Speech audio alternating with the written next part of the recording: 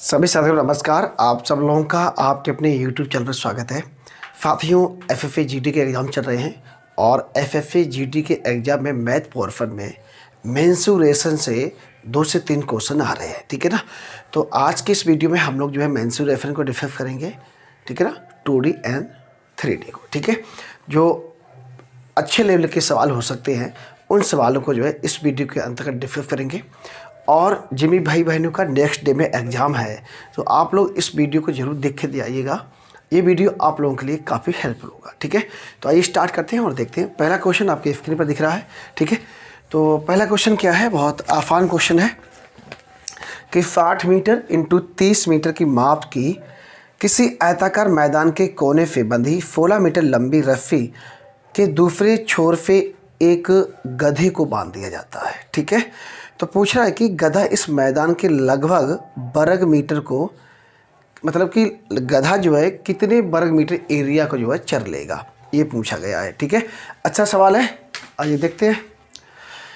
एक आयत है बेटा इस तरीके का, ठीक है, और इस आयत के किसी एक कोने पर जो है 16 मीटर लंबी, कितनी मीटर बेटा, 16 मीटर लंबी जो है रस्सी है और आयत की लंबाई 60 मीटर है, ध्यान दीजिएगा इधर, और चौड़ाई 30 मीटर है, ठीक है। एक रस्सी बांधी जाती है, तो पूछा गया अगर एक रस्सी बांधी जाएगी बेटा यहाँ से यहाँ तक जो है, तो ये त्रिज्या हो जाएगी, ठीक है ना, और इतना एरिया जो है वो चुन लेगा, है ना। अच्छा, इतना एरिया यहाँ तक, लेकिन आयत का तो इतना ही एरिया है, ये तो बाहर का एरिया, इधर तो पता नहीं क्या है, घास होगी भी नहीं भी हो सकती है, लेकिन आयत के अंदर जो एरिया बनेगा, ठीक है ना, इसका ये वाला पोर्शन, ठीक है ना। तो ये जो घास है यहाँ पर, इसका क्षेत्रफल पूछा है कितना है। अब देखिएगा, अगर इसमें हम ABCD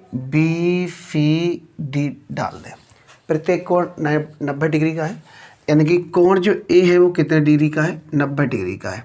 अगर कोण ए 90 डिग्री का है तो इसका मतलब ये क्या बन रहा है बेटा, त्रिज्यखंड बन रहा है। ये क्या बन रहा है, त्रिज्यखंड बन रहा है। तो इसका मतलब ये हुआ कि यदि हमें त्रिज्यखंड का फार्मूला पता है तो हम इस क्षेत्रफल, इस एरिया का जो है क्षेत्रफल निकाल लेंगे, ठीक है। तो देखिए पहले क्या क्या दे रखा है वो चीज़ हम यहाँ पर लिख लेते हैं बेटा। एल दे रखी है 60 मीटर इनकी लेंथ, और वाइड दे रखी है बेटा 30 मीटर। किसी कोई दिक्कत है? त्रिज्यखंड के क्षेत्रफल का फार्मूला होता है, त्रिज्यखंड का क्षेत्रफल,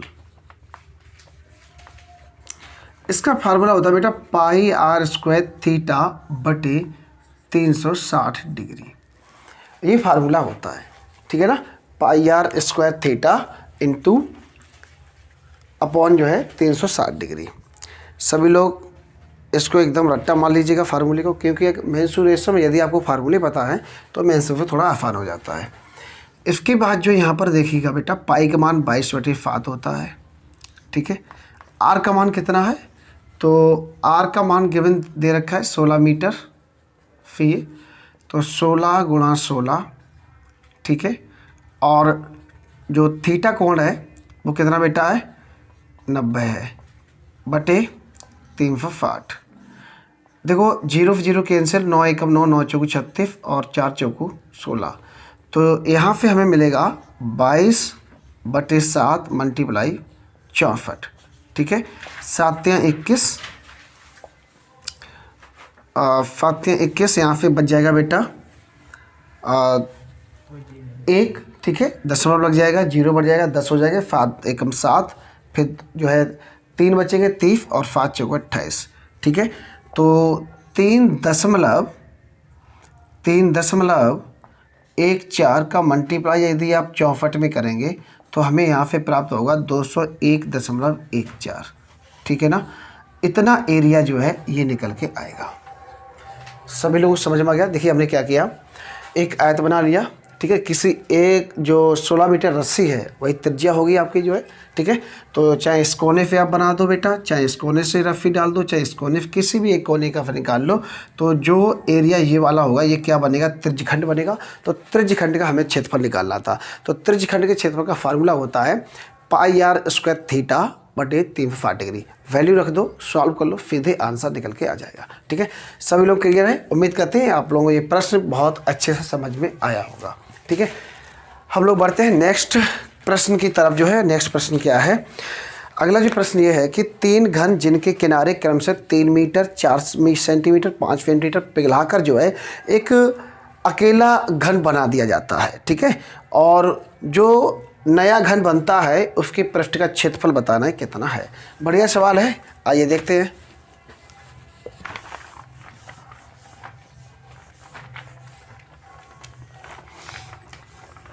देखो, जो पुराना घन है, 3 घन है, ठीक है ना, 3 ओल्ड घन है, उनकी जो भुजाएं दे रखी हैं, क्योंकि घन की भुजा जो होती है वो सबकी सेम ही होती है।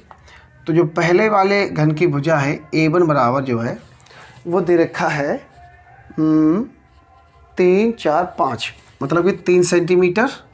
ठीक है, A2 बराबर 4 सेंटीमीटर और A3 बराबर 5 सेंटीमीटर, ये दे रखी है। क्लियर है सभी लोगों को? तो यहाँ से चीज़ देखिएगा कि हमें जो है सबसे पहले ये निकाल लेना है कि कुल जो है क्या नाम है, नए घन का जो वॉल्यूम है वो कितना होगा। ठीक है, नए घन का वॉल्यूम, तो लिख लो बेटा नए घन का आयतन, नए घन का आयतन। ठीक है, बराबर 3 का क्यूब प्लस 4 का क्यूब प्लस 5 का क्यूब। तो 3 का क्यूब होता है 27, 4 का क्यूब होता है 64 और 5 का क्यूब होता है 125। ठीक है, इसको सम कर लीजिएगा। ठीक है, तो जब सम करेंगे आप जो है तो हमें यहाँ से मिलेगा बेटा 216। कितना मिलेगा बेटा? 216 मिलेगा। ठीक है ना, अब हमें क्या निकालनी है, नए घन की भुजा निकालनी है। क्या निकालनी है बेटा? नए घन की भुजा, नए घन की भुजा, नए घन की भुजा। अगर आप नए घन की भुजा निकालेंगे तो यहाँ से घनमूल ले लेंगे बेटा 216, यानी 6 में प्राप्त होगा। नए घन की भुजा जो है 6 सेंटीमीटर प्राप्त हो जाएगी। अब जो है हमें जो नया जो घन प्राप्त हुआ है इसके पृष्ठ का क्षेत्रफल और चाहिए हमें। क्या चाहिए बेटा? पृष्ठ का क्षेत्रफल। तो जो पृष्ठ का क्षेत्रफल होता है ये 6a² होता है। कितना होता है बेटा? 6a² होता है। तो 6 गुणा 6 गुणा 6 यानी कि 216 वर्ग सेंटीमीटर, ये इस सवाल का आंसर होगा। ठीक है, चलिए उम्मीद करते हैं ये भी प्रश्न आपको बेहतर तरीके से समझ में आया होगा। हम लोग नेक्स्ट क्वेश्चन की तरफ बढ़ते हैं जल्दी से। नेक्स्ट जो प्रश्न है वो क्या है समझो बेटा।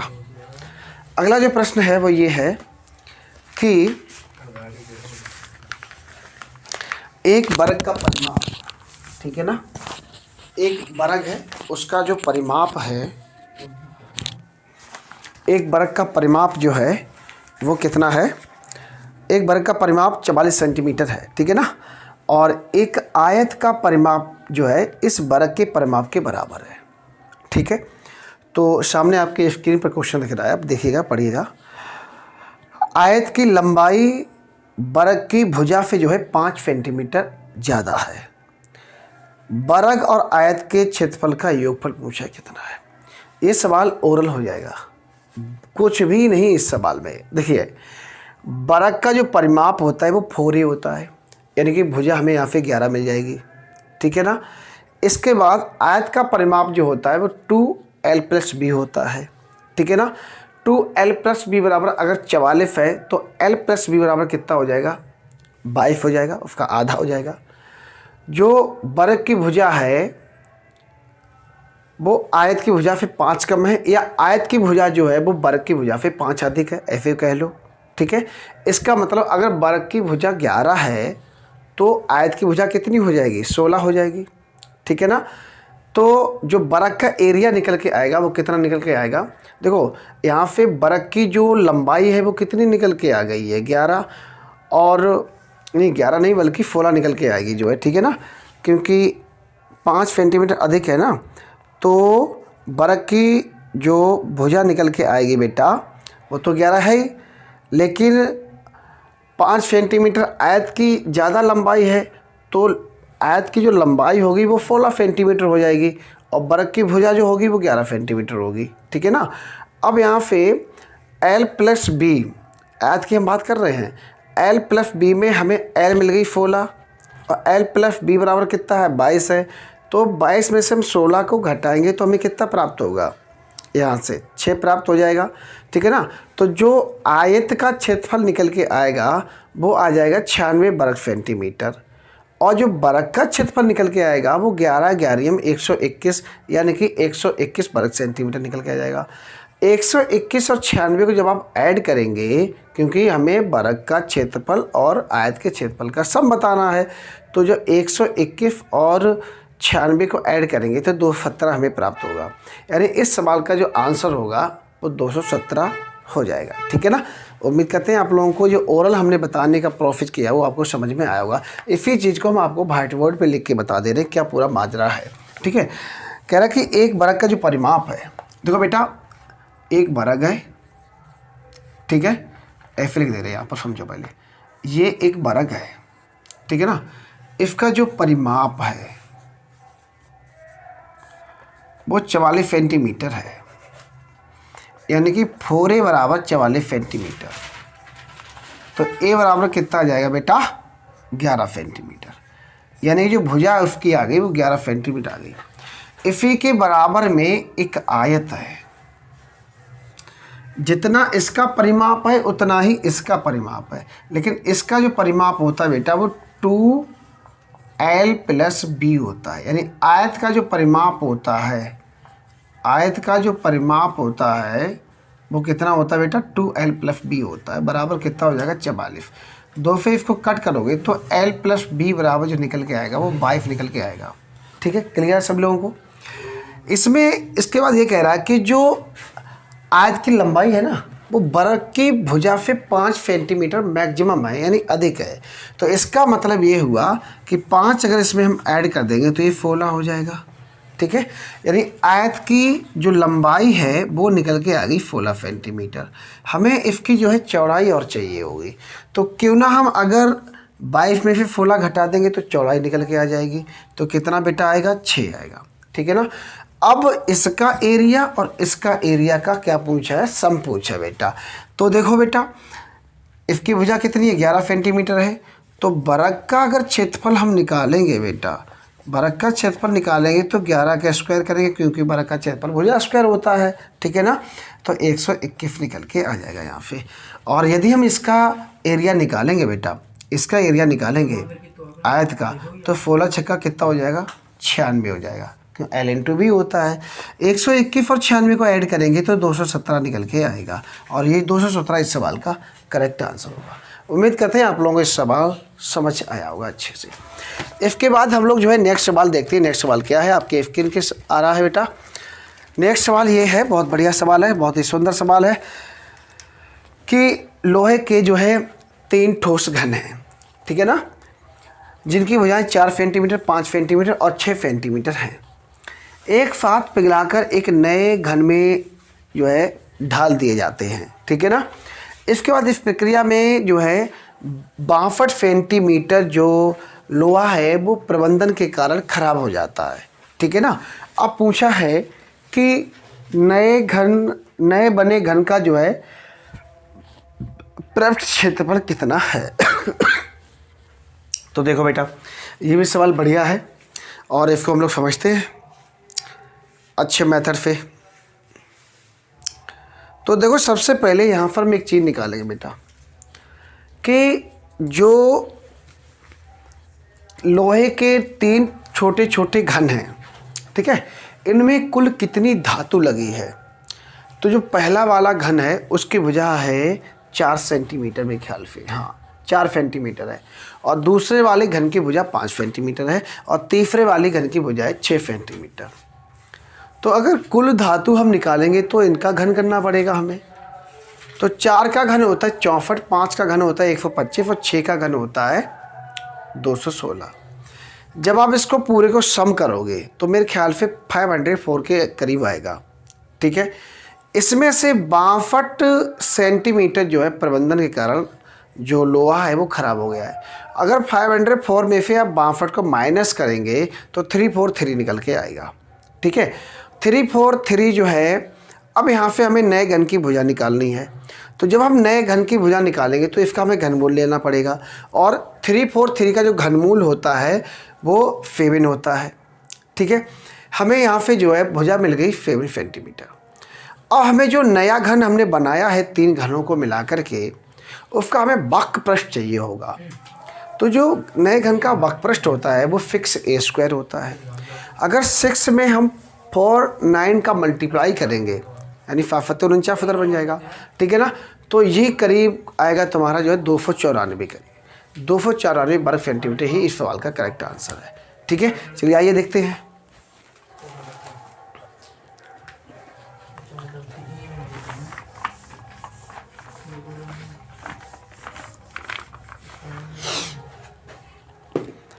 तीन नए घनों को पिघलाकर एक नया घन बनाया जाता है। तो सबसे पहले यहाँ पर कुल धातु निकालने की, कुल धातु कितनी यूज की गई है, कुल धातु, ठीक है ना। तो सबसे पहले हम लोग क्या करेंगे, 4 का क्यूब कर देंगे और 5 का क्यूब कर देंगे और 6 का क्यूब कर देंगे। सही है। 4 का क्यूब कितना हो गया 64, 5 का क्यूब हो गया 125 और 6 का क्यूब हो गया 216। ठीक है, इन तीनों को ऐड कर दो बेटा, तो यहाँ से 504 निकल के आ जाएगा। जब इन तीनों घनों को पिघलाया जाता था तो इसमें 62 सेंटीमीटर जो है धातु खराब हो गई, तो 62 सेंटीमीटर धातु इसमें माइनस कर दो, तो ये कितना बचेगा 343 बचेगा। तीनों घन को मिलाकर कुल धातु जो हमारे पास बची हुई है वो 343 घन सेंटीमीटर बच गई है।